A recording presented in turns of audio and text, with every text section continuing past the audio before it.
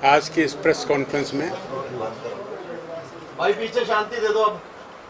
सबसे पहले तो मैं आप सबका अभिनंदन करता हूं, आप सबका अभिवादन करता हूं, आप सबको वंदन करता हूं। और ये मेरे लिए भी बड़े सौभाग्य की बात है कि भले ही मैं भारतीय जनता पार्टी का हिसार से दूसरी दफ़ा विधायक हूं और मुझे 7 साल हो गए, लेकिन इतने बड़े लेवल पर जो आप एक राजधानी के वरिष्ठ पत्रकार छायाकार बंधु हैं, इनसे मेरा मिलन आज पहला ही है। तो मैं ये भी अपेक्षा करता हूं कि कोई बातचीत में कोई तौर तरीके या कोई गुस्ताखी हो जाए तो उसको आप गुस्ताखी ना समझकर, क्योंकि मेरी ये पहली पत्रकार जो सम्मेलन है वो आप सबके साथ है। हिसार में तो अनेक किए हैं, लेकिन आपका जो लेवल है वो वास्तव में ऊपर का है। तो हो सकता है मुझसे कुछ गलती हो जाए, तो उस गलती की तरफ मैं आपसे प्रार्थना करता हूं कि आप ध्यान ना दें। मैं आप सबके सामने आज सीधी बात जो शुरू करना चाहता हूं वो ये शुरू करना चाहता हूं कि अनेक दिनों से भारतवर्ष में और खासकर हरियाणा में किसान आंदोलन के नाम से एक आंदोलन चल रहा है। इस देश के यशस्वी प्रधानमंत्री ने 3 कानून बनाए और तीनों कानून किसानों के हित में बनाए। अब हमारा देश बाबा अंबेडकर उनका जो संविधान है उसके हिसाब से चलता है। अब एक तो विषय ये है कि हम ये कहें कि तीनों कानून सही हैं, हम ये कहते हैं कि हमने इसमें किसानों को व्यापारी बनाने की कोशिश की है, हम ये कहें कि हमने किसानों को इंडस्ट्रीज बनाने की कोशिश की है, हम ये कहें कि हमने किसानों को हर तरह से एक फ़ायदा देने का, ताकि हमारा किसान, जब तक किसान किसी देश में फलेगा फूलेगा नहीं तो उस देश की तरक्की नहीं हो सकती। उस हित में हमने ये 3 कानून बनाए। अब ये 3 कानून अच्छे हैं या ठीक नहीं हैं, ये एक अलग विषय है, ये भी विषय मैं ले सकता हूँ। लेकिन मैं एक बात कहता हूँ कि अगर किसी भाई को ये कानून पसंद नहीं भी हैं तो ये लोकतांत्रिक, पूरे विश्व में सबसे बड़ा लोकतांत्रिक देश है। लोकतंत्र के नाते कोई भी व्यक्ति अपनी आवाज़ कहीं भी कैसे भी उठा सकता है, लेकिन उसमें भी एक कैप है। उस स्वतंत्रता का, कोई भी बात उठाने की स्वतंत्रता में एक कैप है कि उससे किसी दूसरे व्यक्ति को नुकसान ना हो। कल की जो बात है, कल मैं जिला कार्यालय भारतीय जनता पार्टी का था, वहाँ हमने कुछ पूरे प्रदेश से विस्तारक बुलाए हुए थे। तो उनकी मीटिंग लेकर मेरा अचानक प्रोग्राम बन गया PWD रेस्ट हाउस में जाने का। वहाँ मैंने 1-2 कार्यकर्ताओं को बुला रखा था, क्योंकि मेरी ड्यूटी इलेक्शन जो एलनाबाद का डिक्लेयर हुआ है उसमें भी सह प्रभारी के नाते है। तो उस इलेक्शन की स्ट्रेटजी के नाते मैंने 2 लोगों को वहाँ बुलाया हुआ था, और वो भी गाड़ी में बैठकर ही मैंने बुलाया कि मैं यहाँ से फ्री हो गया हूँ, आप वहाँ आ जाइए, मैं भी पहुँच जाता हूँ। तो जैसे ही मैं वहाँ पहुँचा तो वहाँ कुछ बंधु मीटिंग कर रहे थे। उनको किसी को पता लगा कि मैं वहाँ पहुँचा हूँ, तो वो बाहर आ गए। वो 40-50 लोग थे, और उन सब ने आओ देखा ना ताओ मुझे घेर कर, किसी ने कहा कि हमने डॉक्टर साहब को बंधक बना लिया, और भी ऊंची ऊंची आवाज़ में अनेक प्रकार के नारे, काले झंडे, और उन्होंने मुझे मैन हैंडल करने की कोशिश की, और कोई छुटमुट में उन्होंने किया भी। तो मैंने उनको कहा, मैंने कहा देखिए लोकतंत्र में ऐसा नहीं होता है, और मैं बातचीत करने के लिए तैयार हूँ। आप इतने लोग हैं, और अगर आप इतने लोग ये सोचते हैं कि आप मुझे अकेले को देखकर मुझे दबा लेंगे तो ये आपकी गलती है। मैं भी लोकतंत्र में एक विधानसभा से लोगों के द्वारा चुना हुआ व्यक्ति हूँ, बातचीत करने के लिए तैयार हूँ। आप सब बैठिए, एक आदमी बात करिए तो मैं बात करूँ। लेकिन उन्होंने कोई भी बात सुनने के बिना और अभद्र भाषा का इस्तेमाल करते हुए और अनेक प्रकार की अभद्र बातें की, और कुछ लोगों ने तो मेरा जो पहना हुआ कुर्ता था वो भी फाड़ा, और वो भी बड़े चोरी ढंग से, अगर कोई वीडियो आपके पास पहुंची होगी तो उसमें भी आपको पता लगेगा, वो भी पीछे से हाथ पकड़ के और कुर्ता खींच के ऐसे मतलब पाड़ के। मैंने उस भाई से कहा, मैं कहा भाई कुर्ता पाड़ रहा है तो सामने से पाड़, कुर्ता पाड़ने में भी तेरे को चोरी क्यों करनी पड़ रही है? तो कहने लगे कि जी आप हॉल में आ जाओ। मैंने कहा हॉल में आने की क्या आवश्यकता है? फिर उनमें से एक आधा कोई समझदार भाई भी था, तो उसने कहा जी ठीक है, हम 2 व्यक्ति आपसे बात करेंगे। मैंने कहा मैं कमरा खुलवा लेता हूँ, आप उसमें आ जाइए। तो बोले जी चलो। जब मैं चलने लगा तो वो चेन बनाकर खड़े हो गए। उन्होंने कहा नहीं, आपको हाल में ही घुसेड़ेंगे हम। मैंने कहा वो जबरदस्ती है क्या? जबरदस्ती की बात तो मैं मानने के लिए तैयार नहीं हूँ। तो इस तरह की बातें चलती रही। बाद में फिर मैं एक कमरे में जाकर बैठा, तो इतने में फिर वहाँ पुलिस आ गई और पुलिस ने मुझे कवर करके वहाँ से निकालने का जो प्रयास किया। और जब मैं गाड़ी में बैठा तो कुछ लोग हमारी गाड़ी के आगे आकर बैठ गए। तो इस तरह का उद्दंड, इस तरह का असामाजिक तत्व मैं कहूँगा, इसको मैं किसान नहीं कह सकता किसी भी सूरत में। किसान इस देश का अन्नदाता है। किसानों के लिए हमने 6,000 रुपये की सम्मान राशि की भी बात की है, हमने सॉइल हेल्थ कार्ड की भी बात की है, हमने जो फसल का मुआवजा जो होता है वो भी हमने 12,000 रुपये तक देने की बात की है, फसल के बीमे की भी बात की है। और ये तीनों कृषि कानून बड़ी सिंपल सी, 1 मिनट में मैं बात अपनी रखना चाहता हूँ कि हमने कहा है कि किसानों को अपनी फसल कहीं भी बेचने का अधिकार है। हमने उनको कहा कि आप कहीं भी बेचो। हालांकि वो फसल अपनी पहले भी बाहर बेचते थे, लेकिन उस समय उनको कोई ना कोई अफसर जाकर तंग करता था, उनको रोकता था कि आप ऐसे कैसे कर रहे हो। तो हमने उसको इस चीज़ का अधिकार दिया, हमने उसको कॉन्ट्रैक्ट फार्मिंग का अधिकार दिया। हमारा कहना यह है कि अगर आपको ये तीनों कानून पसंद नहीं है, आप कोर्ट में गए, माननीय सुप्रीम कोर्ट ने एक फैसला दिया कि 1.5 साल तक हम इस कानून को इसको नहीं लगाया जाएगा, और हमारी सरकार ने ये मान भी लिया कि हम 1.5 साल तक इस कानून को होल्ड कर लेते हैं। जब एक केस कोर्ट में गया और कोर्ट में जाने के बाद उस कानून को स्टे मिला 1.5 साल का, गवर्नमेंट ने उसको मान लिया, उसके पास कोई ऑप्शन भी नहीं थी। उसके बाद आंदोलन का क्या मतलब? और उसके बाद भी अगर आप आंदोलन करें तो करिए, कौन रोकता है आपको? मेरा आप सब भाइयों के माध्यम से सब भाइयों को जो इस तरह के भ्रम में हैं, उनको ये बताना चाहता हूं मैं कि जो कानून बने हैं वो 100% सही बने हैं, और किसी वजह से कोई भाई इनसे सहमत नहीं है तो वो इन कानूनों को ना माने। मैं उदाहरण के तौर पर ये कहता हूं कि अगर मैं आपको एक ऑप्शन दूं कि भाई मैं तो आपको तैरना सिखाता हूं, और तैरना सिखाने में अब आपको कोई भड़का दे कि तैरना सीखोगे तो आप डूब जाओगे। अरे भाई, वैसे तो डूबने का कोई चांस नहीं है। अगर आप नहीं सीखना चाहते, आप डूबने से इतना डरते हैं, आपको हम जैकेट भी दे रहे हैं, आपको हम कोच भी दे रहे हैं, ये सब सुविधाएं देने के बाद भी हमने आपको एक विकल्प दिया है कि आप तैरना सीख लें। फिर भी आप नहीं सीखना चाहते तो ये विकल्प है, ना सीखें। आपको खुले में अनाज बेचना अगर ठीक नहीं लगता, आप ना बेचें। आपको कॉन्ट्रैक्ट फार्मिंग में जमीन जाने की चिंता है, आप कॉन्ट्रैक्ट फार्मिंग ना करें। मेरा समझाने का एक और भी तरीका है कि एक व्यक्ति है, उसके पास 20 बीघे जमीन है, उसके 4 बच्चे हो गए और फिर उनके 4-4 बच्चे हो गए, उस परिवार में 20 लोग और हो गए।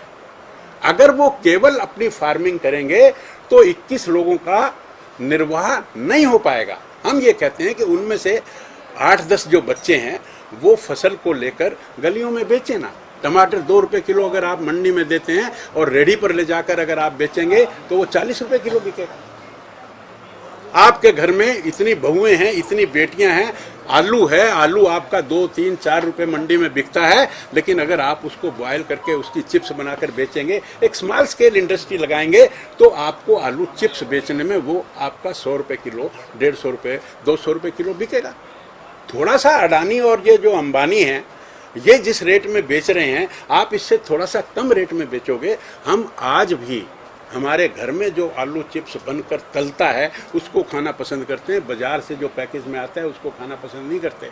और उन दोनों के रेट में कितना अंतर है। आप सॉस बनाइए ना, आप पापड़ बनाइए, आप 100 तरह की चीजों में डाइवर्सिफिकेशन करेंगे। यही हमारा इन 3 कानूनों का मतलब है। और सबके बाद मैं फिर आपसे एक बात कहता हूं कि अगर आपको पसंद नहीं है तो आप 21 आदमी आप खेती में गुजारा करिए। आपको भूखे रहने का शौक है तो आप रहिए, कौन मना करता है। हमने विकल्प के रूप में ये 3 कानून दिए हैं। और अगर आपको ये पसंद नहीं है, आप लोकतंत्र में अपनी आवाज उठा सकते हैं, उठाइए। लेकिन ये जो अभद्रता है, आप चुने हुए लोगों को कहीं जाने नहीं देते, कहीं मिलने नहीं देते, और कहीं आप जब बदतमीजी और बदमाशी करते हैं और जब आपके ऊपर लाठी चार्ज होती है तो आप ह्यू एंड क्राई क्रिएट करते हैं। मैं आपके माध्यम से सबको उनको ये भी बताना चाहता हूं कि इस तरह की गुंडागर्दी भारतीय जनता पार्टी का कार्यकर्ता बर्दाश्त नहीं करेगा। हम भारतीय जनता पार्टी के आदमी भी बचपन में खूब खेले हैं और हमने हर तरह की चीजें सीखी हुई भी हैं। तो इस तरह से हमें कोई कमजोर ना समझे। अगर कोई क्या सीखा सर? सब कुछ सीखा है हमने। जैसे अभी एक बयान आया उसके पीछे हमने कराटे भी सीखे हैं। हाँ, हमने सब कुछ सीखा है। हाँ, और सेल्फ डिफेंस में अगर कोई हमसे बदतमीजी करेगा तो वो उसी समय हमसे मार भी खाएगा। ये भी मैं आपके माध्यम से बताना चाहता हूँ। गुप्ता जी, जैसे आप भ्रम की बात करें, किसानों को लोग भरमा रहे हैं। हाँ। ये कानून जो कहो, अध्यादेश जो है, जो चोरी चुपके लाए गए, क्या ये भी एक कारण नहीं है क्या लोगों को ये नहीं? देखिए, सही और गलत, मैं आपकी बात से, मैंने आपकी बात का जवाब अपने पहले वक्तव्य में भी दिया कि अगर आपको कोई चीज, हमारा तरीका भी पसंद नहीं है तो आपको 5 साल के बाद अधिकार मिलेगा। आप आवाज उठाइए, आप हमारे गलत तरीके के खिलाफ भी आवाज उठाइए।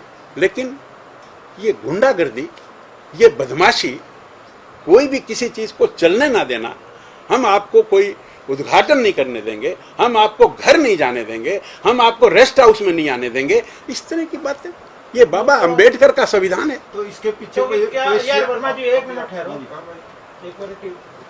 तो अभी आपने फिर जैसे आपने कहा कि कोई मारेगा तो मार खाएगा, तो अब ये क्योंकि आप लोगों ने छेड़ लिया किसी तरह से कि रोकते हैं, आपने कहा गुंडागर्दी है, तो क्या आगे रणनीति है? नहीं, आगे अगर हमें कुछ भी वो करेंगे तो हम उसका जवाब देंगे किस तरह? हर तरह से। कानूनी कार्रवाई मौके पर जिस तरह की भी परिस्थिति होगी उसको सुलटने के लिए हम उनको माकूल जवाब देंगे। पर्चा दर्ज कराएंगे उनके खिलाफ जिन्होंने आपको जो चाहेंगे वो करवाएंगे। मतलब सर, जैसे 10-20 आदमी आपके साथ हमला कर रहे हैं तो आप उसी तरीके से जवाब देंगे? हर तरीके से जवाब देने के लिए हम तैयार हैं। हमारा कार्यकर्ता इतना इस समय उत्तेजित है, कल से मेरे पास आज तक इतने फोन आ चुके कि डॉक्टर साहब आपने हमें क्यों नहीं बुलाया। हम तैयार हैं, इस तरह से हम नहीं पिटेंगे। कार्यकर्ता जोश में है इस वक्त। डॉक्टर साहब, सर ये बताओ कि आपकी कोई और विधायकों से इस संबंध में बात हुई है? नहीं, मेरी किसी विधायक से आपका अपना विचार है? मेरा क्योंकि अगर ये आपके साथ दोबारा ऐसा होता है हाँ। तो आप उसको, क्योंकि कल ही सर दूसरे आप राजू जैन जी हैं, कल की घटना है, हिसार जिले की कलाना क्षेत्र की घटना है, उनकी भी गाड़ी रोकी गई, उनकी गाड़ी में भी शीशा तोड़ा गया। मुझे पता लगा। तो ये फिर आप कोई सभी मिलकर रणनीति बना रहे हैं कि आप इस तरीके से अगले का जवाब दें, या आपकी रणनीति अकेले? मैंने आपको कहा कि भारतीय जनता पार्टी भी इस तरह की गुंडागर्दी बर्दाश्त नहीं करेगी। हमारा कार्यकर्ता बड़ा इस मामले में ये समझिए कि बड़ा सेंसिटिव हो गया है कि ये क्या मतलब हुआ कि जब चाहे, जो चाहे, जैसे चाहे हमें मैन हैंडल करे, हमारे कपड़े पाले। ये नहीं बर्दाश्त। गुप्ता जी, हम कानून को हाथ में लेंगे। कानून जब तक हमारे हाथ में नहीं आएगा तब तक हम स्वयं निपटेंगे। गुप्ता जी, पहले भी लंबे वक्त से विधायकों का विरोध हो रहा है, मंत्रियों का भी विरोध हो रहा है, मुख्यमंत्री का भी जैसा आपका बयान है ऐसा ही आया था, लाठी डंडे उठा लो, इस तरीके से आप भी ऐसे ही कह रहे हैं कि हम टक्कर लेंगे। दूसरा एक मेरा सवाल ये है कि क्या मुझे आप एक बात बताइए। ये एक स्वाभाविक प्रक्रिया है। आज यहाँ पर 4 लोग आप मुझे पीटना शुरू कर दें तो मैं किसी की वेट करूंगा क्या? जो शक्ति मेरे में होगी, आप 4 मारोगे तो एक तो मैं भी मारूंगा। मेरे में जितनी ताकत होगी उस हिसाब से मैं इसका मुकाबला करूंगा। और ये सुप्रीम कोर्ट भी कहता है कि आप सेल्फ डिफेंस में जवाब दे सकते हैं। इसमें क्या गलत है मुझे बताइए आप। मैं आप पे आक्रमण करता हूं, आप मुझे उल्टा मारेंगे कि नहीं मारेंगे, मैं आपसे पूछता हूं। इसमें क्या गलती है? आप हम गलत से नहीं कह रहे, हम तो नहीं, मैं भी बता ही रहा हूं। आपका जो विचार है, एक दूसरा ये है, जितने भी विधायकों का अभी तक विरोध हुआ लगभग सबका ही हो चुका है। क्या आप लोग विधानसभा अध्यक्ष से मिलकर इसमें, क्योंकि आप विधानसभा के सदस्य हैं, क्या किसी तरीके की सुरक्षा की या और कोई मांग रखेंगे? नहीं, हाँ रखेंगे। हम मुख्यमंत्री से भी मिलेंगे, हम स्पीकर साहब से भी मिलेंगे, हम इस बात को आगे बढ़ाएंगे। क्या अन्य विधायकों से बार बार ये दुर्घटनाएं होती हैं, मामले दर्ज होते हैं, फिर वो धरने बैठ जाते हैं, सरकार मामले वापस ले लेती है, क्या कहेंगे इसमें? अब ये तो में भी समझौते हुए थे, उसके बाद फिर कल आपके साथ होगा। इस तरह के मामले जो है सामने आ रहे हैं, आपको मामले दर्ज होते नहीं, उस पे तो देखो मैं कोई टिप्पणी नहीं कर सकता, क्या परिस्थिति है, क्या नहीं है। इस पे जो आपने बड़ी प्रेस कॉन्फ्रेंस की, एक वाजिब सा सवाल उठता है कि आपके साथ जो घटना हुई वो बिल्कुल ही निंदनीय है, गलत है, लेकिन लगातार बीजेपी के कार्यकर्ताओं मंत्रियों के साथ इस तरह की घटना हो रही है। इसके बावजूद ऐसा क्या कारण है कि आप आज ये कह रहे हैं कि हम भी जैसे को तैसा बर्ताव देंगे, लेकिन प्रशासन, खासतौर से पुलिस प्रशासन मूक दर्शक बना हुआ है, जबकि आपकी सरकार है, आपके सरकार के लोग हैं। अगर सरकारी तंत्र सख्ती से प्रयास करे तो इस तरह की घटनाओं को पहले से ही रोका जा सकता है। ये कार्रवाई क्यों नहीं हो रही है?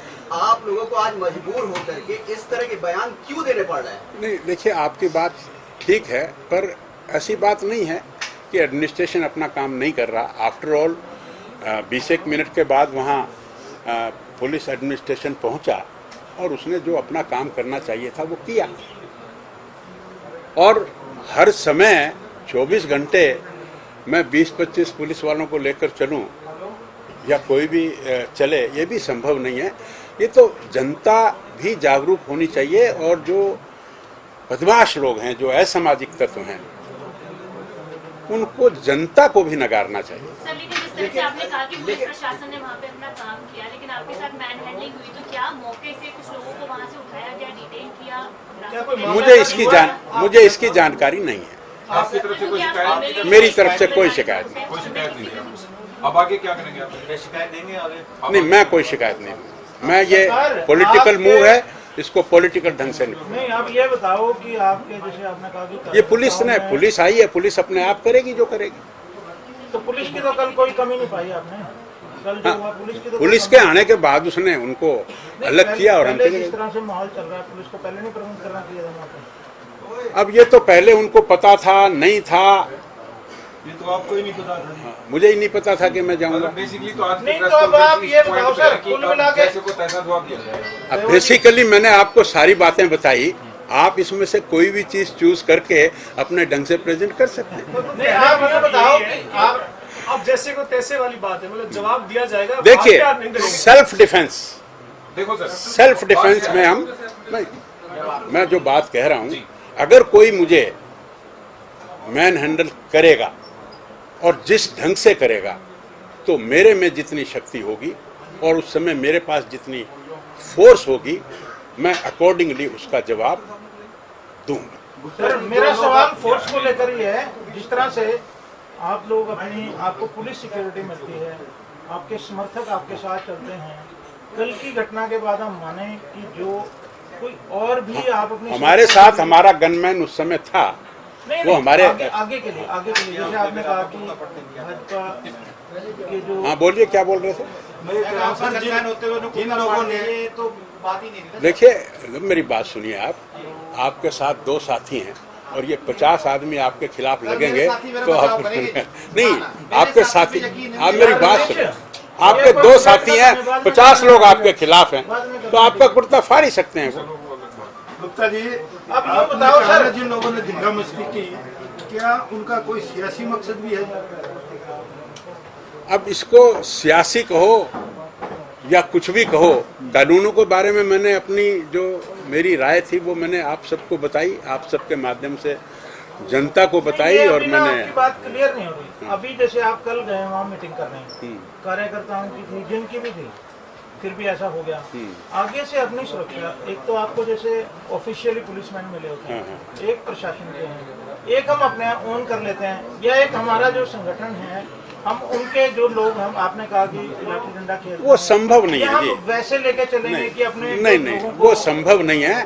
हम अपना सामान्य जीवन जिएंगे और जब कभी कोई बात होगी तो उस समय की परिस्थिति के हिसाब से एक्शन लेंगे। लेकिन यहाँ सबसे बड़ा सवाल ये उठता है गुप्ता जी कि आप एक सरकारी संवैधानिक पोस्ट पे बैठे हुए हैं और जो आप बयान दे रहे हैं कि जैसे को तैसा हम अपना इलाज करेंगे, तो इससे तो अराजकता फैलेगी। और दूसरा ये कि पुलिस, जिन लोगों ने आपके साथ कल बदतमीजी की या आपके साथ अभद्र व्यवहार किया, उनके खिलाफ कार्रवाई, सख्त कार्रवाई पुलिस की करने की बजाय, एक FIR दर्ज करने के बजाय अगर इस तरह के बयान दिए जाते हैं, तो नहीं लगता कि सामाजिक समरसता में भी इसका विपरीत प्रभाव पड़ेगा? माफ करना भैया, मेरी बात को आप में से कुछ हमारे भाई दूसरे तरीके से ले रहे हैं। अब ये जैसे को तैसा मैंने नहीं कहा, मैंने ये कहा और आप सब भी मन से मेरे साथ सहमत हैं, ये मेरा विश्वास है। मैं ये कहता हूं किसी भी आदमी को 4 आदमी मिलकर मारेंगे तो उस समय वो अपनी शक्ति को इस्तेमाल करके अपना डिफेंस करेगा या नहीं करेगा, और जितनी शक्ति होगी उस डिफेंस में वो अगर उसको लगेगा कि offence is the best defence तो वो ऑफेंस भी करेगा। ये बात समझने की है। अगर आप ये कहेंगे कि आप इस तरह की अराजकता फैलाएंगे, ये अराजकता नहीं है भाई साहब। ये तो आप स्वयं यहाँ पर बैठे हैं, यहाँ पर कुछ भी हैपनिंग ऐसी हो जाए, आप सब भी पत्रकार हैं, आप सबके साथ भी कभी ना कभी कुछ इस तरह की बात हो जाती है, तो क्या आप 10-10 लोग इकट्ठे होकर चलते हैं? नहीं चलते। अब आप कहें कि भी मैं 20 लोग लेकर चलूं, वो संभव नहीं है। नॉर्मल काम है और ऐसे कोई हमें डर भी नहीं लगता है। हम अपना नॉर्मल काम करेंगे और नॉर्मल काम करते हुए अचानक कोई स्थिति आएगी तो उसको उस समय जैसे भी संभव होगा हम उसको भुगतेंगे, उसका जवाब देंगे। बड़ा क्लियर विजन मैंने आपको बताया। इसमें अराजकता का कोई प्रश्न कहीं भी नहीं उठता है। हाँ बोलिएगा। कि आप जैसे इलाहाबाद चुनाव के लिए सह प्रभारी भी हैं, हाँ जी। क्या उम्मीदवार का जो नाम का ऐलान है, चर्चाएं हुई, जैसे दिल्ली मीटिंग पहुंची हुई है, क्या कब तक हो सकता है? देखिए, हमारी तो कैडर बेस्ड पार्टी है। हमने वहाँ चुनाव लड़ने की स्ट्रेटजी में हमारा रोल है। हमने जो प्रत्याशी कौन होगा ये हमारा विषय नहीं है। कोई भी प्रत्याशी हो, हमें इससे कोई फर्क नहीं पड़ता। भारतीय जनता पार्टी, कमल के फूल के नाम का आदमी जीतना चाहिए और वो प्रयास मैं सह प्रभारी के नाते करूंगा। ये फिर अब सवाल क्योंकि और आ गया तो आगे फिर आता है। जो माहौल चल रहा है, तो इस माहौल में अब इलाहाबाद में आप लोगों की, क्योंकि आप वहाँ के प्रभारी सह प्रभारी हैं, तो क्या स्ट्रेटजी रहेगी, किस तरह से, क्योंकि आप जाते हैं विरोध हो जाता है हर जगह, तो क्या स्ट्रेटजी रहेगी? देखिए, हमारी पार्टी शुरू में 2 MP थे, कभी 4 हुए, कभी 6 हुए। ये इस तरह के विरोध, इस तरह की ये सब चीज़ें, और मैं तो आपको भी एक किस्म से जो लोकतंत्र के 4 पावे हैं और उनमें जो एक पावा है वो आपका है। आपका जीवन भी हमारी तरह जन लोगों के बीच में रहता है। आप भी कई तरह की बातें बोलते हैं तो वो कई लोगों को पसंद नहीं आती हैं। आप भी अटैक का शिकार रहते हैं और फिर भी आप काम कर रहे हैं और बड़ी निर्भीकता से अच्छी तरह से काम कर रहे हैं। तो हम भी we are sailing in the same boat. हर परिस्थिति में आप जहाँ गोलियां चलती हैं वहां पर आप फिल्म आप नहीं देखिए, आप जहाँ गोली चल रही होती है वहाँ आप सारे भाई, मुझे ये बताइए कौन सा भाई भागेगा यहाँ से? सब लोग। हाँ। तो जो होगा हम सुलटेंगे ना। रणनीति क्या रहेगी, मतलब किस तरह से हम घर घर में जाएंगे, घर घर में अपनी बात रखेंगे और अपने प्रत्याशी को जिताने का काम करेंगे।